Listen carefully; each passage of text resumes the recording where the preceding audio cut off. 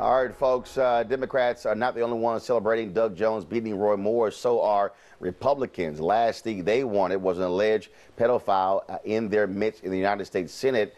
And so, frankly, they are a little happy that Doug Jones was able to beat Roy Moore. I know that I'm supposed to only cheer for people on my side of the aisle, but I thought the people of Alabama did a great thing for our country last night. What message did the election send last night? But Alabamans didn't want somebody who dated 14-year-old girls. This is not about a rebuke of Republican ideas. This isn't a rebuke of conservative values or agendas. This is a rebuke of a candidate. Doug Jones, of course, the first Democrat in more than 2 decades to flip Alabama's Senate seat in the deeply red state. And, of course, black voters, they were the ones who actually made the difference. Yesterday, Doug Jones rejected claims that he took black votes for granted.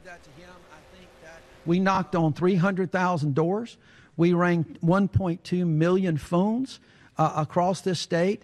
We knew what we were doing. We knew the importance of minority votes, and we reached out. So, and I think they responded. But I also believe this. I think we had a lot of support from the leadership in the African American community. Those leaders knew me. All right, let's go back to our panel here. Derek Holly, Julianne Malveaux, and Scott Bolden. Derek, I'll start with you. Sure. And look, I mean, I understand. Look, Doug Jones, defending himself against these claims, but the reality is, in talking to African Americans who were in Alabama, they felt the campaign was not doing enough, and folks began to mobilize among themselves. And so at the end of the day, African Americans are right. If you want those black votes to turn out, you have to start early and not late. It's unfortunate we have this conversation every election. And both parties, especially the Democratic Party, they take for granted the black vote. And that's the reason why Hillary Clinton lost, because she completely neglected the black vote in several of the states that she figured that she was going to win just because Barack Obama dominated in those states. So, but Darren, let me remind you, she also neglected white folks in Wisconsin by not even going to the state in Michigan and Pennsylvania as well, folks. So Robbie Mook, Marlon Marshall, and all of them, they ran a horrible campaign because folks were on the ground, black and white, were trying to explain to them that your models are not the truth. They were just sitting here stuck in their iPads saying, no, but this is what this says. Right, and it's unfortunate. This is what this says. And it's unfortunate that they wait to the last minute to spend money to try to attract black voters. And it's always the case. Julianne. And this is just Julianne, 1 second. Republicans, Julianne, are so happy today because none of them wanted even a photo of Roy Moore in the hallways of the U.S. Senate. Trump did. Donald Trump may have, but U.S. senators saying, "Ooh, thank the Lord he didn't win." Yeah. All of them are, Roland. You know, Mitch McConnell is relieved, every single one of them, because they were going to have to sit next to this guy.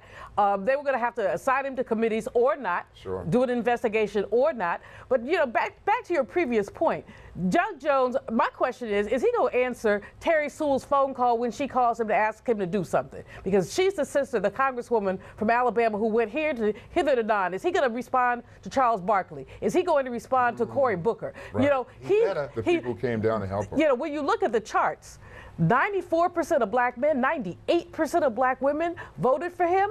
You know, the white moms, of course, they didn't want the pedophile there, but white men still stayed with him. And so what these folks do not understand, number one, you spend your money early, you spend it on our media, our press. Don't expect that we're going to get it through the grapevine. Don't just come to my church, take out an ad in something. And that's what Hillary didn't do. She believed that we all were so in love with her that we were just going to vote for her, money or no money. Yeah, I think the real lesson here, real quick, Roland, is that this is a coalition building process. I hear about the black women and black men. The idea there was they got out and voted and they mobilized, whether it was Doug Jones or whoever was motivating them. But you cannot forget about the young people that got motivated to vote, as well as the suburban moms, independents, and intellectual people, white folks in those suburbs who Doug Jones hit deep into that voting market that would normally probably have gone for this candidate. This was an awful candidate, but I also think that the Democrats learned a lot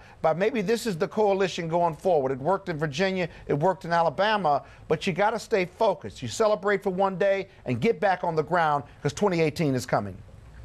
Weekdays on TV One. I will never lie to you. Oh my God.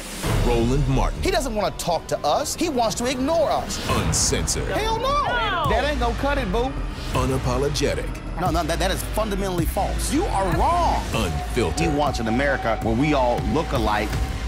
He ain't talking about black people. Unrelenting. You better go work out, because you got a fight on your hands. NewsOne Now with Roland Martin. Weekdays at 7 a.m.